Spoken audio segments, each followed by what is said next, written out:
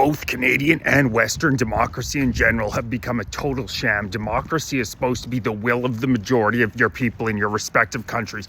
We're seeing, particularly in Canada, but all around these G7 countries run by globalist parliaments, which thank God the US avoided with Donald Trump, is 75% of the population, 70% of the population, overwhelming numbers of the population saying we cannot sustain these immigration levels. It's undoubtedly terrible for our economy, terrible for our country's culture. We are literally the native population is literally being replaced. The left wants to talk about colonization, despite the fact that it was settlers that arrived in Canada to a totally undeveloped land, totally different than what's going on now. But if there's any colonization going on, it's the elimination of whites, Christians in Canada. The statistics don't lie. In just 20 years, Vancouver has gone from 79% white to 39% white.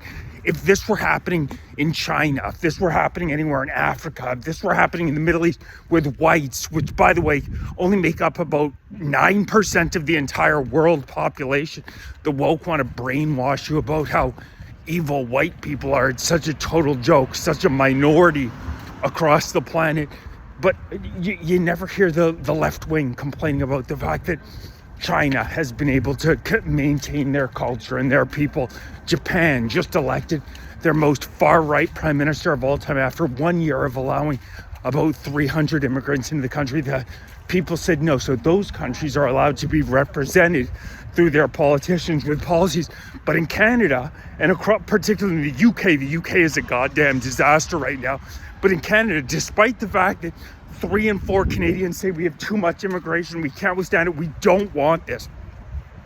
The Liberal Party of Canada, after letting 8 million people in a decade, is saying we're going to allow another 1.5 million people into the country in 2025. And that massive number, they're exceeding that massive number. Temporary foreign workers, the target for 2025 was initially 663,000 people. A absolutely massive, unneeded number that is destroying this country. And guess what? We still have months left in the year, and they're over 100,000 over that target. It just came out. So they set these massive numbers, and then they overshoot them. The vast majority, Canada has never been as anti-immigration as it is right now.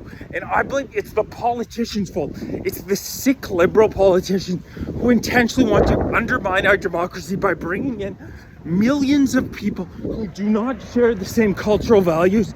It's just a fact to state that people who come from countries with Sharia law, many of these countries across the world are incredibly different and have incredibly different sets of beliefs than we do here in Canada. We see the crime rate skyrocketing. We see it in, it's the funniest is them defending, bringing people in from Afghanistan, bringing people in from Iraq, bringing people in from countries, the woke will want to bring in people from countries where they treat women like cattle, where gays for Gaza, you know, when you see those gays for Gaza signs, those are the biggest joke you can ever imagine. Try waving that flag in Gaza and see what happens.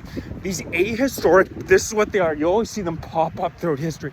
These blank slatists who just claim everybody's the same and equity, everybody can have the exact same result. It's total ahistoric BS.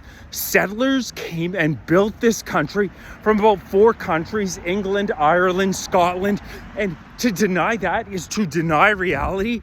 And bringing in hundreds of thousands of people who hate the West, who are going to form these hate mobs that we now see on our streets day after day for 2.5 years. And these are violent mobs, cover their faces, roll fake body bags on our streets, fake blood on their hands.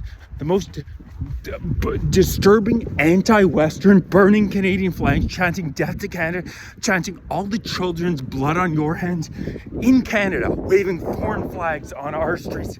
Can you imagine if the shoe were on the other foot? That would never be allowed in a million years.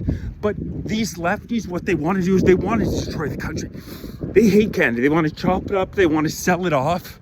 The foreign ownership in Canada is already unbelievable. It's about time that we had a government in this country that looked out for the Canadian people first. This idea that we are a democracy and we protect these democratic values is a total farce.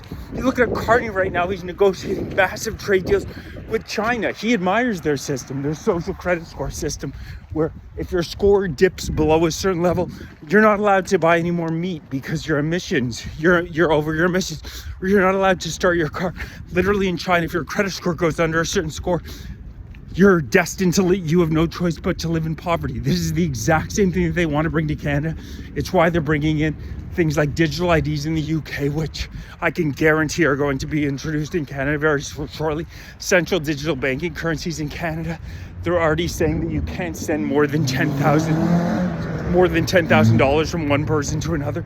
And it's just a fact. Foreigners are more pliable, more likely to go along with this type of crap that native-born Canadians aren't likely to go along with, and they vote Liberal overwhelmingly. This is the part of it that they don't tell you about. Foreigners coming in, immigrants coming in, vote about 85% of the time for the Liberal Party of Canada. So it's importing a major voter base.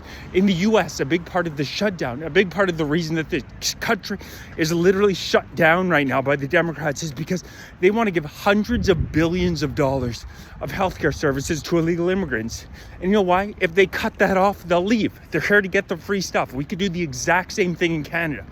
We could do the exact same thing. You cut off the faucet, they leave. But you know why the Liberals don't do it? They want to continue to give away. The latest estimate was $9 trillion spent in the past 5 years alone, Canadian taxpayer dollars to pay immigrants.